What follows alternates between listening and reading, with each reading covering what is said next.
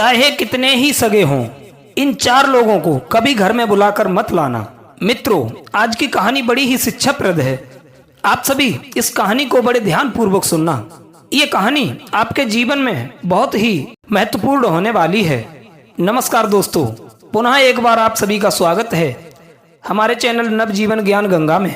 प्रिय दर्शकों, जो भाई बंधु हमारे चैनल पर नए मेहमान दर्शक बनकर के आए हैं, उनसे निवेदन है चैनल को सब्सक्राइब अवश्य करें और बेल आइकॉन ऑन अवश्य कर दें, जिससे सभी ज्ञानवर्धक वीडियो की नोटिफिकेशन आपको मिल सके।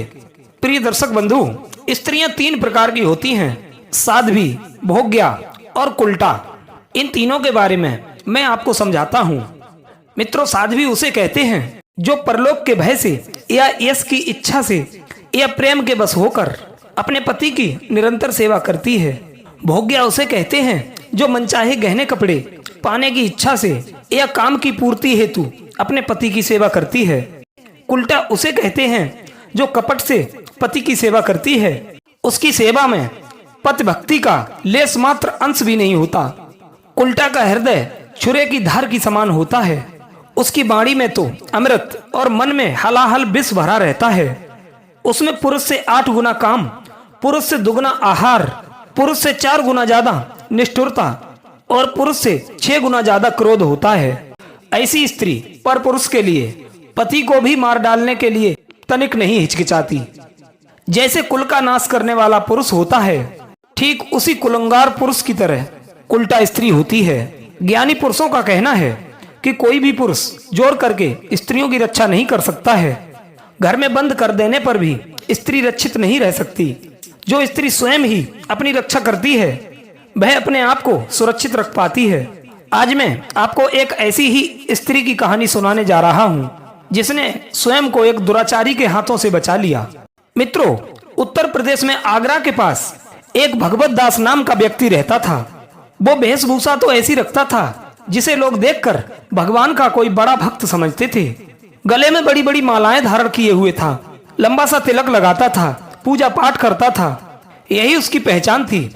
वो सब लोगों को अच्छे अच्छे उपदेश भी दिया करता था, परंतु अंदर से वो एक दुष्ट भेड़िया था। पास पड़ोस के सभी गुंडों से उसकी अच्छी साठगांठ थी। उसे जो भी काम अच्छा लगता था, वो उन गुंडों से कहकर करवा लिया करता था। गांव के ही एक धर्म सिंह नाम के व्यक्ति को उसने अपना चेला बना लिया था। धर्म सिंह स्वभाव से बड़ा ही सीधा और सज्जन और धार्मिक व्यक्ति था। वो एक क्षत्रिय परिवार से आता था। उसके इसी स्वभाव का फायदा उठाकर भगवत दास उससे अनेक फायदा उठाता रहता था। कभी उसके घर से अन्न मंगा लेता था तो कभी कुछ। धर्म सिंह भी ऐसे धर्मात्मा व्यक्ति की सेवा में रहकर बड़ा प्रसन्न था।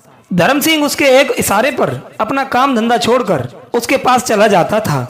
इसको चाहे आप धर्म सिंह का धार्मिक स्वभाव समझिए या फिर भगवान दास के पाखंड का प्रभाव।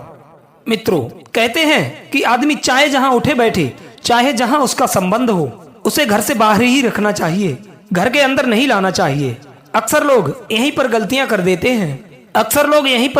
देते हैं। यदि उनका कहीं किसी से संबंध जुड़ जाए या किसी से दोस्ती हो जाती है, किसी और माध्यम से जान पहचान या प्रेम भाव हो जाता है, तो वे उसे बिना वक्त गवाए घर में लाकर बैठाल देते हैं। वे ये भूल जाते हैं कि रावण ने भी धर्म का चोला ओढ़कर माता सीता का हरण किया था।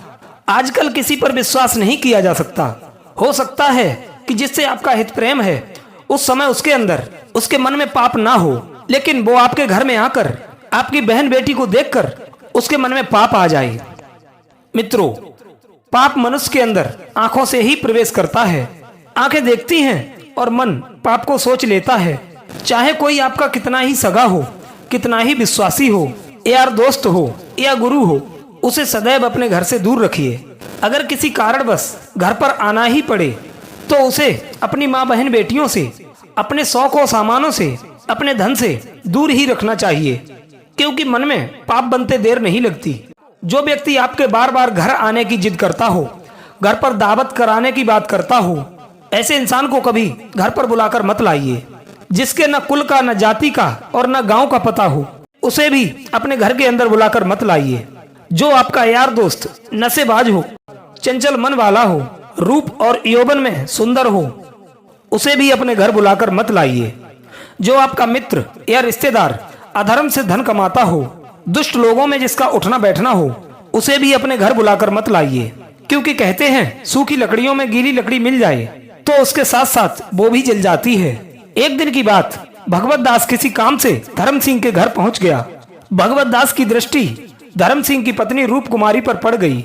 रूप कुमारी भी देखने में भी काफी सुंदर और यौवन से संपन्न थी। धर्म सिंह की पत्नी को देखकर भगवत दास की नीयत गंदी हो गई। वह उस पर मुग्ध हो गया, लेकिन धर्म सिंह भगवत दास पर आंखें मूंद करके भरोसा करता था। अब तो ज्यादातर बैठक भगवत दास की धर्म सिंह के घर पर ही होने लगी। सुबह शाम व दोपहर को वो धर्म सिंह के घर पर ही बना रहता था। कभी उसका सत्संग होता था तो कभी दावत होती थी, कभी उपदेश होते थे। खूब लच्छेदार भाषा में ज्ञान का उपदेश दिया जाता था। प्रत्येक कार्य में भगवत दास धर्म सिंह को सलाह और सहायता देता था।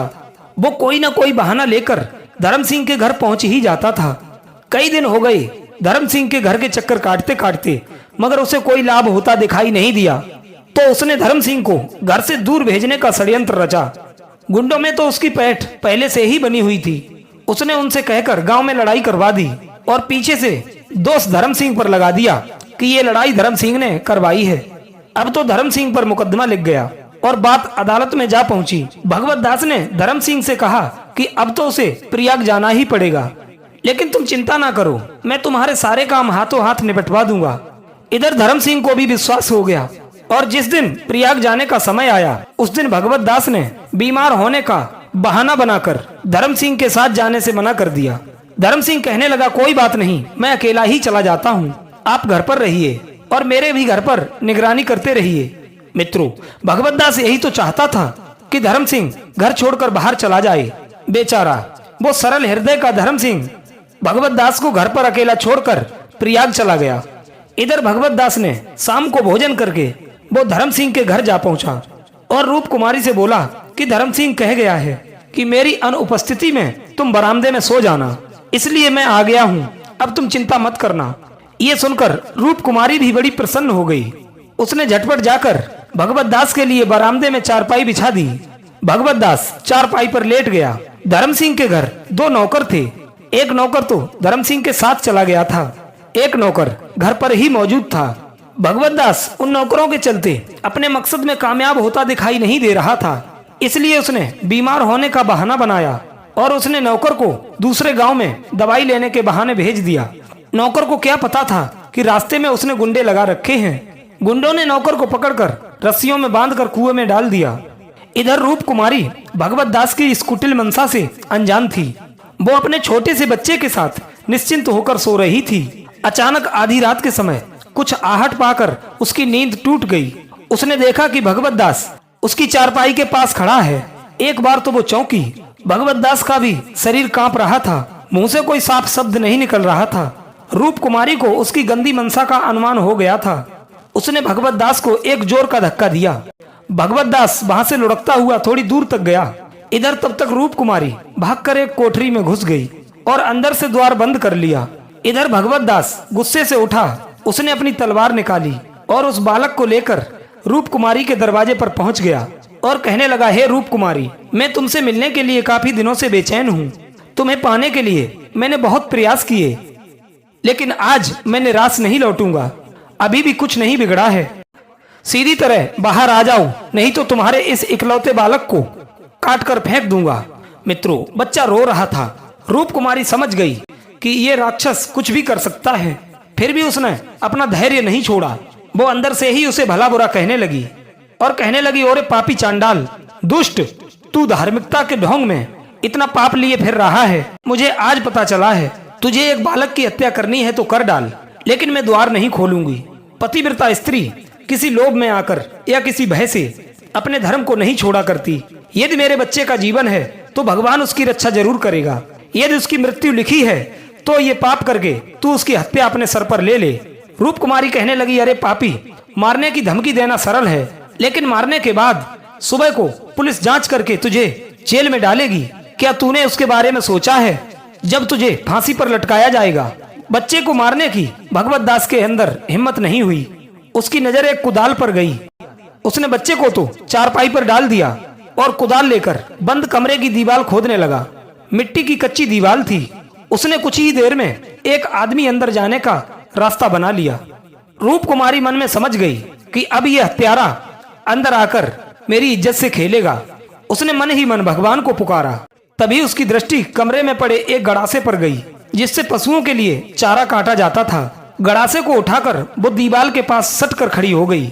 इधर जैसे ही दीवाल फूटी और एक बड़ा सा छिद्र हुआ तो भगवत दास ने उसमें प्रवेश करने के लिए अपना सिर घुसाया। रूप कुमारी ने जोर से उसकी गर्दन पर गड़ासा चला दिया। खच की आवाज के साथ उसका सर कटकर दूर जा गिरा। पापी को उसके कर्म की सजा मिल गई। सुबह को उस घटना का भंडाफोड़ हुआ। सबने रूप कुमारी के साहस की खूब प्रशंसा की। प्रिय मित्रों, इस घटना में समझने वाली बात कौन सी है, जिन बातों को हमें अपने जीवन में उतारना चाहिए? नंबर 1, किसी पर आंख मूंद कर विश्वास नहीं करना चाहिए, चाहे वो कितना ही आपका सगे होने का ढिंढोरा पीटता हो। नंबर 2, किसी को अपने घर के अंदर बुलाने की भूल ना करें। नंबर 3, अगर स्त्री घर पर अकेली हो तो किसी अकेले पुरुष को उसके देखभाल की जिम्मेदारी सौंपकर कभी बाहर ना जाएं। पुरुष हो तो कम से कम 2-3 हो, वरना स्त्री को ही उसकी देखभाल की जिम्मेदारी दे देनी चाहिए। नंबर 4, विश्वास पात्र ही विश्वासघात कर सकते हैं, इसलिए विश्वासी की भी छुपकर परीक्षा करते रहना चाहिए। मित्रों, ये थी 4 जीवन में उतारने वाली बातें। इस वीडियो से आपको क्या शिक्षा मिली, अपनी कीमती राय कमेंट बॉक्स में अवश्य दें। आप लोगों का बहुत बहुत धन्यवाद। जय श्री कृष्णा।